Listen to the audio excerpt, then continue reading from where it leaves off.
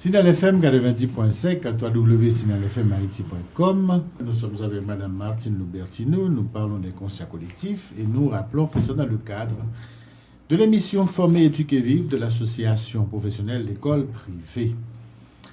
Alors, au cours de la première émission, Madame a défini l'inconscient collectif, les conscients collectifs haïtiens. Nous avons parlé de responsabilité, nous avons parlé de culpabilité et nous sommes arrivés. Bien sûr, nous devons parler de la mémoire. Ça veut dire tout ce dépôt de blessures, toutes ces émotions. Il y a une histoire derrière tout ça. Et quand on dit histoire, on dit aussi donc mémoire. Et c'est-à-dire, l'état, on constate qu'il y a beaucoup d'erreurs qui sont commises, qui sont répétées, parce qu'il n'y a pas eu un devoir de mémoire. Quel est le rôle de la mémoire, d'abord, Madame Loubertino, dans l'éducation d'un peuple, dans l'avancement d'une société? Je pense que le devoir de mémoire est à 3 niveaux. Il y a évidemment le devoir de mémoire qu'on comprend habituellement, à savoir, il faut se souvenir de tout ce que nous avons vécu comme épreuve dans notre passé pour ne pas les reproduire. C'est le seul devoir de mémoire finalement dont on nous parle dans notre société du point de vue de l'humanité. Parce que si on parle du devoir de mémoire en Haïti, on peut parler aussi du devoir de mémoire chez le peuple juif, etc. Donc cette problématique existe réellement. Mais en même temps, j'aimerais quand même souligner le fait que l'humanité étant toujours ancrée dans sa souffrance et étant très difficilement axée sur la possibilité d'un bonheur futur, a un devoir de mémoire en ce qui concerne les souffrances qu'elle a vécues, mais on ne nous demande jamais d'avoir un devoir de mémoire sur toutes les belles choses que nous avons créées, que nous pourrions perpétuer. Justement. Voilà. Oui. Donc c'est quand même une sacrée réflexion que nous devons avoir. Se souvenir de la douleur, mais pas se souvenir du bonheur. Et c'est la logique du subconscient de l'être humain. Et où qu'il soit sur la Terre, c'est pas seulement le peuple haïtien. Alors ça me rappelle ce mot du grand poète anglais Lord Byron qui disait « Le souvenir de la douleur est toujours de la douleur, et le souvenir du bonheur est déjà de la douleur. » Tout dépend de la manière dont on voit les choses. Pour moi, le souvenir du bonheur est la capacité de reproduire ce bonheur. Et c'est exactement ce que je vois chez toutes les personnes qui travaillent avec moi. C'est qu'elles reproduisent des bonheurs qu'elles créent par un travail sur leur inconscient individuel. Et ce bonheur se reproduit parce que, grâce à leur pouvoir, à leur capacité de libre arbitre, elles décident de vivre un bonheur parce qu'elle le mérite. Donc, il est très important de se rendre compte que l'humanité, que du point de vue individuel comme collectif, est capable de déconstruire les malheurs de son passé pour, grâce à cette expérience, en faire un bonheur et non pas perpétuer le malheur et la souffrance. Alors, donc je disais tout à l'heure que c'était à 3 niveaux. Le deuxième niveau pour moi, c'est l'image de la culture. Parce que, de nouveau, on parle toujours du bonheur de mémoire par rapport aux souffrances qu'on a vécues, par rapport aux injustices qu'on a vécues. Mais pour moi, la culture mérite un devoir de mémoire. Parce que, qu'est-ce que la culture ?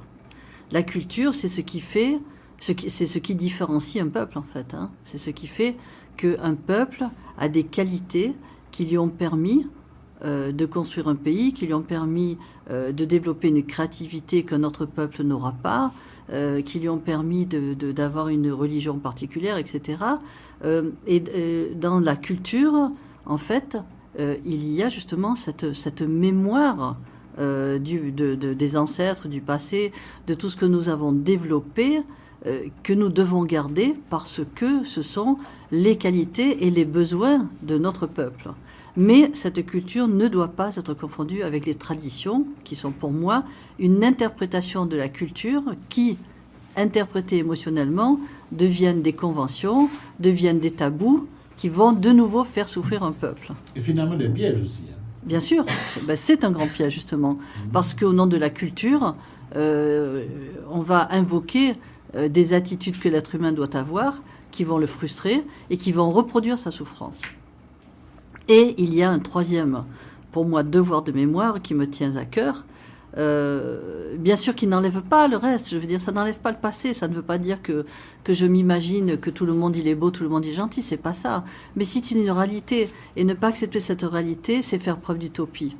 Et pour moi, le premier devoir de mémoire est de ne pas oublier de prendre soin de soi, et de construire harmonieusement notre avenir, parce que nous devons nous aimer, et notre seul destin, c'est de construire le bonheur de l'homme sur la terre.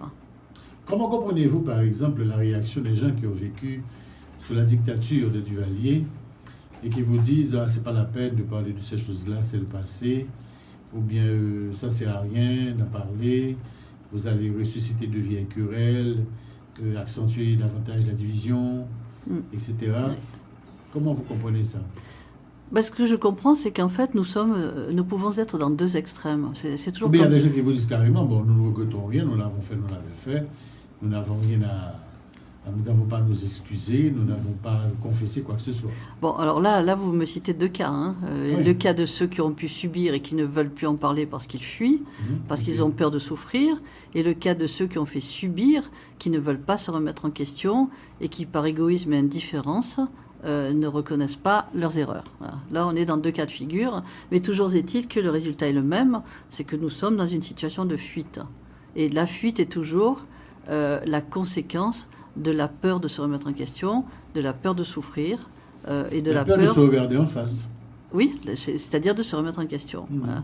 Ou la peur de subir des représailles, alors que reconnaître ses erreurs ne va pas forcément conduire aux représailles. La représaille va se manifester par le sentiment d'injustice de ceux qui ont souffert et dont la souffrance n'a pas été reconnue.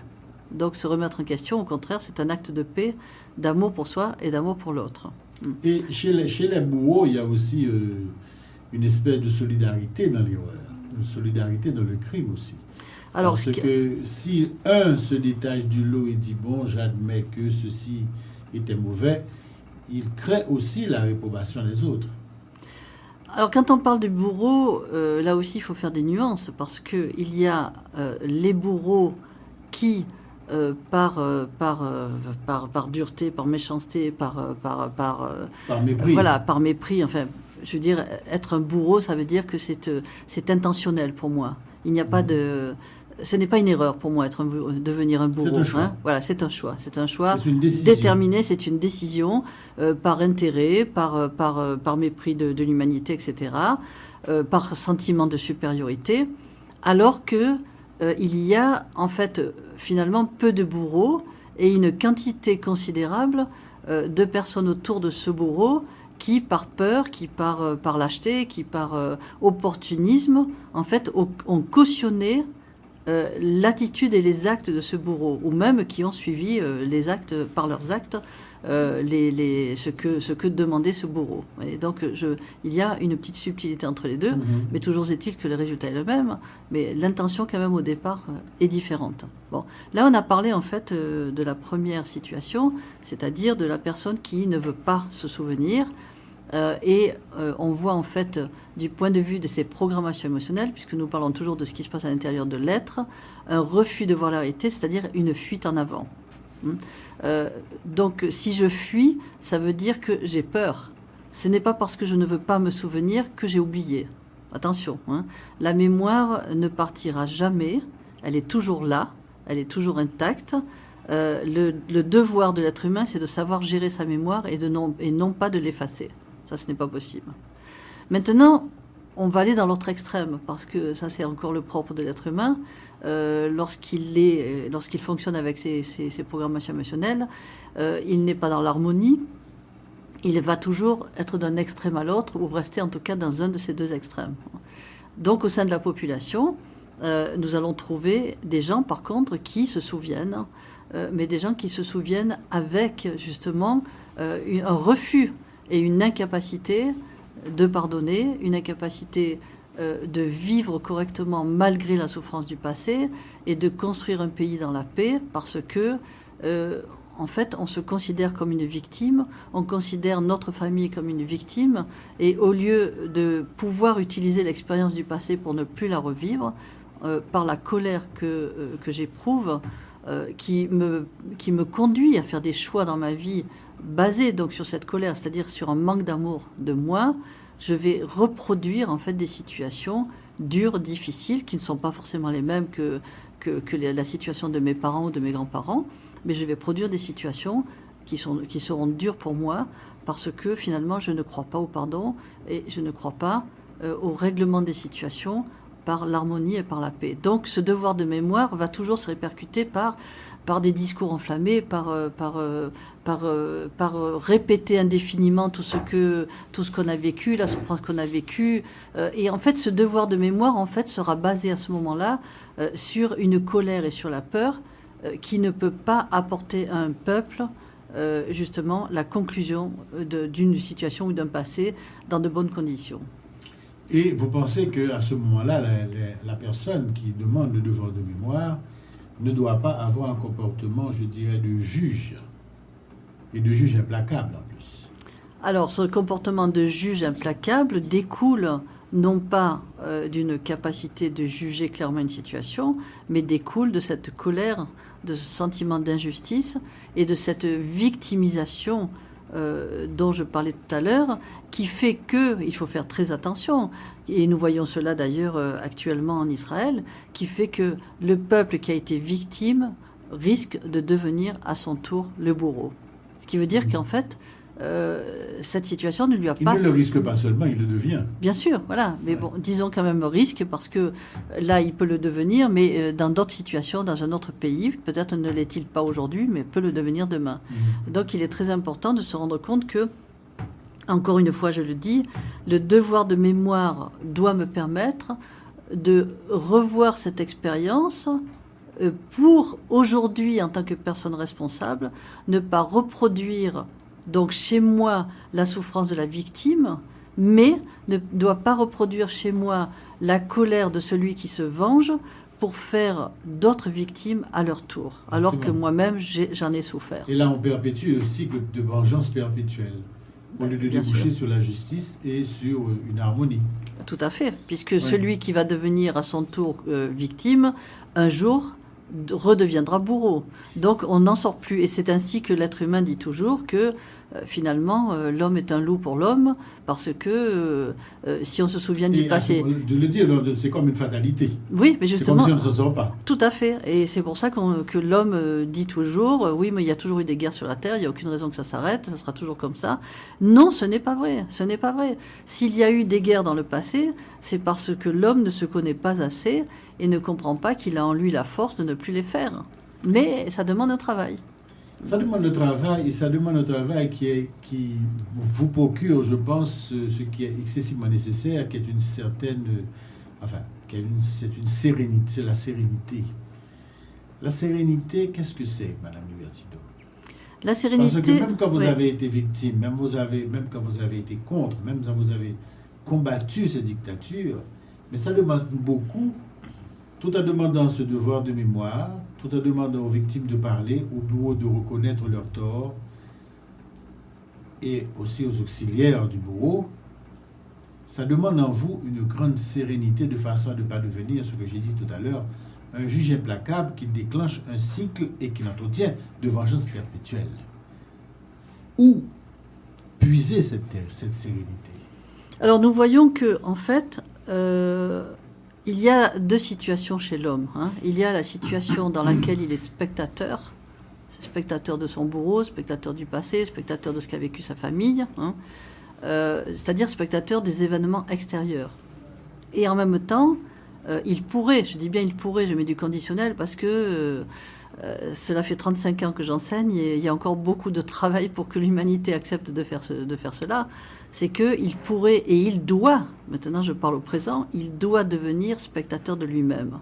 C'est-à-dire qu'un être humain qui n'est que spectateur de ce qui est extérieur à lui ne pourra jamais faire un choix correct parce qu'il voit avec des yeux justement soit de passivité, soit de soumission, soit de vengeance, soit de colère, parce qu'il lui manque un élément. Et cet élément, en fait, c'est lui. Hein. Ce qui veut dire que dans une situation, pour trouver la sérénité dont vous devez parler, il faut que l'être humain apprenne indépendamment de ce qu'il voit de son passé et à l'extérieur de lui, des événements, il faut qu'il apprenne à se regarder, à regarder ce qui se passe en lui et en quoi il est responsable des événements de son quotidien au présent qui feront son avenir. Parce que il faut aussi que l'homme comprenne que espérer pour son avenir n'est pas constructif. Il faut vouloir pour son avenir et se rendre compte qu'il faut construire au présent pour que l'avenir lui-même se construise correctement. Donc, cette sérénité, c'est déjà, nous demande déjà un premier palier, c'est d'accepter de regarder à l'intérieur de soi, de regarder qui je suis, de regarder évidemment les qualités, les dons que je possède, et regarder aussi ces fameuses programmations émotionnelles dont on parlait tout à l'heure, que nous pouvons constater à titre individuel, comme nous pouvons constater au niveau de notre pays. Et on va se rendre compte que, à l'intérieur de soi, si nous n'y prenons pas garde, nous aurons déjà ce premier exemple dont on parlait tout à l'heure sur le pouvoir et sur une mauvaise gestion de la volonté. Mais si on reprend par exemple le peuple haïtien, puisqu'on a parlé de l'inconscient du peuple haïtien, il y a une programmation émotionnelle qui est en lui, qui lui fait beaucoup de tort, qui est la peur d'être trompé. Et cette peur d'être trompé, en fait, va le rendre méfiant. Peu importe en face de qui il se trouve, va le rendre méfiant parce que justement, il y a cette peur d'être trahi, cette peur d'être trompé. D'autant plus qu'il a été souvent trahi. Oui, mais justement, son histoire. Vous voyez, alors c'est important ce que vous venez de dire. Cette phrase est très importante. Pourquoi ? Parce que c'est là où il faut voir où se situe notre responsabilité. Est-ce que ma responsabilité est d'être vigilant et de voir tous ceux qui sont potentiellement capables de me trahir ? Ou est-ce que ma responsabilité est d'être vigilant et de voir ma peur d'être toujours trahi qui fera que je vais attirer toujours cette situation ? Vous voyez, c'est ça qui est intéressant, ça qui est important. Ou bien aussi de carrément choisir de cesser d'être vigilant. Ah, mais si je cesse d'être vigilant, ça veut dire que je vais devenir naïf, je vais tomber dans l'autre extrême, je vais donc être trahi, puisque je pense que tous les êtres humains sont exceptionnels et ne font pas d'erreur. Donc je vais être trahi, et de nouveau, je vais me dire, j'aurais dû me méfier, l'être humain n'est pas honnête, donc je repars dans ma méfiance et c'est moi qui ai raison. Et dans ce cas-là, voilà, parce que je n'ai pas la responsabilité de regarder pourquoi j'ai été trahi, parce que j'ai été naïf, parce que je dois voir l'être humain tel qu'il est. Il y a des gens qui sont honnêtes et d'autres qui ne le sont pas. Et même une personne honnête peut une fois se laisser aller à être malhonnête. Donc si j'accepte de voir cette réalité, je vais donner aux gens qui sont autour de moi la possibilité d'être en potentialité honnête tout en étant vigilant. Voilà. Et c'est ça en fait la responsabilité de l'homme, c'est de voir la réalité, de ne pas souffrir de cette réalité, de l'accepter telle qu'elle est, mais surtout d'agir pour que cette réalité ne le fasse pas souffrir et ne fasse pas souffrir sa communauté. Donc cette sérénité en fait, vous voyez, c'est ça, c'est le premier palier. C'est la découverte de ce que je suis, la découverte de toute la force et les qualités qui sont en moi, qui me permettront de construire mon âme positivement, de construire ma vie positivement, et aussi la découverte de mes difficultés émotionnelles qui pourraient contrecarrer mon désir d'avancer et d'être heureux, mais que je sais finalement ne pas avoir forcément de pouvoir sur moi parce que c'est moi qui décide d'écouter mon subconscient, d'écouter ses programmations émotionnelles, de les faire vivre, ou c'est moi qui décide de les gérer. Donc la sérénité, en fait, c'est un ensemble de choses qui font que, en regardant le passé et en acceptant ce devoir de mémoire, cela veut dire que je vais regarder ce passé, je vais faire ce qu'il faut pour que les personnes qui ont souffert de ce passé puissent être reconnues, pour que mon pays qui a souffert d'un passé puisse être reconnu aussi, puisque cette souffrance a existé, mais en même temps que nous ne souffrions plus de ce passé par une compréhension des événements pour ne plus les revivre, et en même temps, surtout, par un état d'esprit et une attitude qui fait que je ne suis plus dans le désespoir, je ne suis plus dans la colère, et une fois que j'ai compris ce passé, je construis un présent qui va justement perpétuer un avenir de bonheur. En parlant tout à l'heure de la vigilance, du sentiment d'avoir été toujours trahi, on débouche de plus en plus, enfin dans le cas présent, en Haïti, sur une méfiance vis-à-vis, par exemple, du processus électoral. Une méfiance vis-à-vis de tous ceux, toutes celles qui exercent le pouvoir, entre guillemets. Une méfiance vis-à-vis de la communauté internationale. Nous allons, cette émission tout ça à fait, mais j'aimerais, au tout début de la prochaine émission, aborder ce sujet avec vous. Et encore en termes pratiques, appliquer toutes les théories que nous développons sur l'inconscient collectif, etc. Comment vous expliquez ce genre de comportement? Je ne sais pas si ça vous dérange, non? Pas du tout, pas du tout, au contraire. Alors, nous allons rappeler aux auditeurs qui sont en train de suivre l'émission Former, Éduquer, Vivre de l'association professionnelle d'écoles privées et que nous recevons Madame Martine Loubertino sur l'inconscient collectif. Nous vous donnons rendez-vous à la plus prochaine émission et nous allons continuer notre débat. Merci.